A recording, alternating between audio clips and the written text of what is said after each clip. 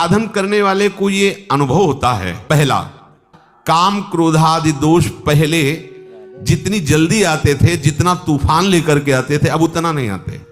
दूसरा, जितना व्यथित करता था वेग, हमें परेशान दुखी करता था, आता है पर अब उतना नहीं दुखी होते, वेग सहने लगे हैं। तीसरा, बहुत देर तक बहुत समय नष्ट होता था, इनमें लड़ाई होती थी, अंदर से चिंतन होता था, व्याकुलता होती थी, अब उतना नहीं, गया, आया, विवेक से नष्ट कर दिया। अगर ये तीन बातें आपके अंदर आ रही हैं, आपको दिखाई दे रहा सुधार है, तो अब इसका आखिरी कनेक्शन है, मैं शरीर हूं या शरीर मेरा है, काट लो, ये सब खत्म हो जाएगा।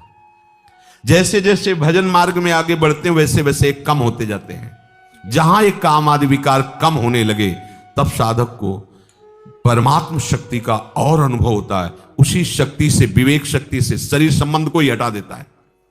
भाई कोई शरीर थोड़ी हुई जो मांग हो रही है अंतःकरण और शरीर की है, नहीं, इसको धर्म में लगाना है, प्रभु में लगाना, नहीं नहीं, शरीर राग मिटा, विकारों की कोई गुंजाइश ही नहीं है, तभी वो रास विलास का अनुभव करता है।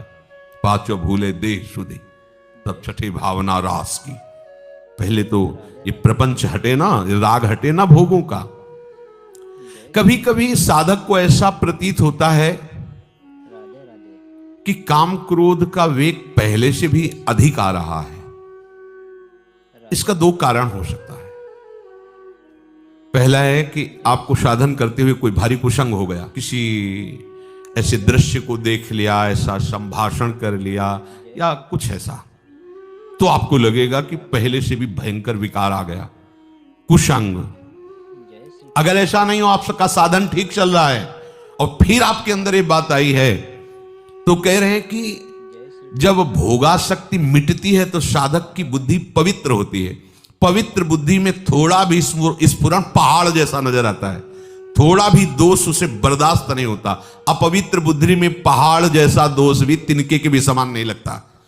अंतःकरण जैसे जैसे शुद्ध होता है तो साधक को थोड़ा सा भी विकार सहन करने की वो असहनशील हो जाता है। ऐसी बात कैसे आ गई मेरे हृदय में? ये पवित्रता का लक्षण है। शरीर के रहते हुए वो ब्रह्म स्वरूप, भगवत स्वरूप हो जाता है। यदि ऐसा नहीं हुआ तो शरीर छूटते छूटते उसे बोध हो जाएगा भगवान की तरफ से, क्योंकि जीवन भर वो बहुत लगन से साधना की है, पर वस्तु की बोध वृत्ति नहीं आई तो भगवान कृपा करके अंतिम समय तक दे देते हैं। उसकी स्थिति में कोई अंतर नहीं पड़ता, वो जीते जी या शरीर छूटने के बाद, दोनों एक ही गति को प्राप्त होते हैं। पर पहला है जीते जी भगवत साक्षात्कार हो जाए। बाहर के किसी भी पदार्थ का जो अंदर चिंतन नहीं करता। अब इस पे ध्यान दीजिए कि आप जब भगवत चिंतन कर रहे हैं उस समय आपका चिंतन क्या होता है। देखिए, कोई बाहरी व्यक्ति होगा, कोई वस्तु होगा, कोई स्थान होगा, अभी ठीक चिंतन नहीं है। बाहर का चिंतन बाहर छोड़कर अपने आराध्य देव का चिंतन करना है। नासिका में विचरने वाले प्राण और अपान वायु को सम कर ले। ये योग के द्वारा भी होता है और भजन के द्वारा भी होता है। जब कभी भाव आएगा, आवे तो अभी तो बेभाव हम चल रहे हैं, जो विषय आया हमें खरीद ले गया, बेभाव है, हमारा कोई मूल्य नहीं है। छोटी छोटी बातें हमें खरीद लेती, छोटे छोटे विषय हमें गिरा देते हैं, भाव ही नहीं है। जब भाव आएगा तब आप देखना, केवल आराध्य देव रहेंगे और दूसरा उसको देख ले, उसकी श्वास, उसके शरीर की स्थिति। जब गाढ़ भाव आएगा तो सीधा ऐसे प्राण अपान अपने आप सम होने लगेंगे।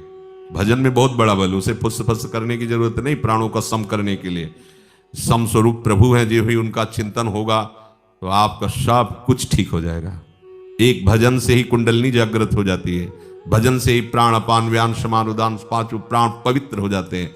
भजन से ही सब जितनी सिद्धियां प्राप्त, जो चाहे वो सब भजन से प्राप्त हो सकता है। खूब नाम जप करे, खूब प्रभु के लीला गायन करे, इससे अपने आप सब सम आ जाएगा। विचार सम हो जाएंगे, बुद्धि सम हो जाएगी, प्राण सम हो जाएंगे, विषम संसार को जीतकर समता में स्थित हो जाओगे। भजन नहीं है ना, तो ये घंटा आध घंटा प्रयास करो, इसके बाद भोगों का चिंतन होगा और भोगों कुछ लाभ नहीं मिलने वाला। अगर आपके चिंतन में भी कोई वस्तु आ रही है और आपकी सेवा सामग्री नहीं है, आपका कोई संबंध नहीं, तुरंत उसमें भगवत भाव लाओ। इस वस्तु के पहले प्रभु थे, इस वस्तु के बाद भी प्रभु रहेंगे, तो बीच में प्रभु ही है। जय हो प्रभु, आपका भजन बन गया। अपने को ज्यादा ये झगड़ा नहीं करना है कि नहीं इस वस्तु का चिंतन ही नहीं होना चाहिए। अगर हो रहा है तो तत्काल उसको सहज भाव में लाओ। कोई भी वस्तु, कोई भी व्यक्ति इस स्वरूप में आने के पहले भगवत स्वरूप ही था, इस स्वरूप के मिटने के बाद भी भगवत स्वरूप रहेगा, तो बीच में वो भगवत स्वरूप ही है, हम देख नहीं पा रहे हैं। ऐसा जहां चिंतन किया तो उसका चिंतन भी भजन बन जाएगा, वो आपको भगवत विमुख नहीं करेगा। वास्तव में बाह्य पदार्थ बाधक नहीं है, बाधक है बाह्य पदार्थों से अपना संबंध करके चिंतन करना। समझो समझो कितनी सुंदर बात है। बाह्य पदार्थ हमारे भजन में बाधक नहीं है, बाह्य पदार्थों का भोक्ता बनना बाधक है। जो हमें प्रिय उससे राग, जो अप्रिय उससे द्वेष, राग द्वेष जनित पदार्थों का, व्यक्तियों का, वस्तुओं का चिंतन होना, यही हमारे परमार्थ में बहुत बड़ी बाधा है। और उसे प्रभु में ले लेना बहुत सरल है, चतुरता पूर्वक करो। आप अगर ऐसे चतुर बनो जो हर वृत्ति को भजन बना लो, तो अभी आनंद की अनुभूति और सच्ची मानो। चाहे जितना बड़ा कोई किसी भी विषय में प्रवीण हो, वो प्रभु की ही कृपा से हुआ है। और अगर चूक कर दे, प्रभु के सिवा अपने अहंकार में आ जाए, वो सब मिथ्या हो जाता है, सब व्यर्थ हो जाता है, किसी काम का नहीं रहता। और प्रभु अगर हमारी इतने से प्रसन्न हो गए तो हमें वो प्राप्त हो गया जो प्राप्त होना चाहिए। प्रभु को कृपा करें तो इतने में ही लगन लग जाए, ताली बजाते राधा राधा, आंसू आने लगे, सामने प्रियाजू के दर्शन होने लगे, रोम रोम पुलकित हो गया, बात बन गई।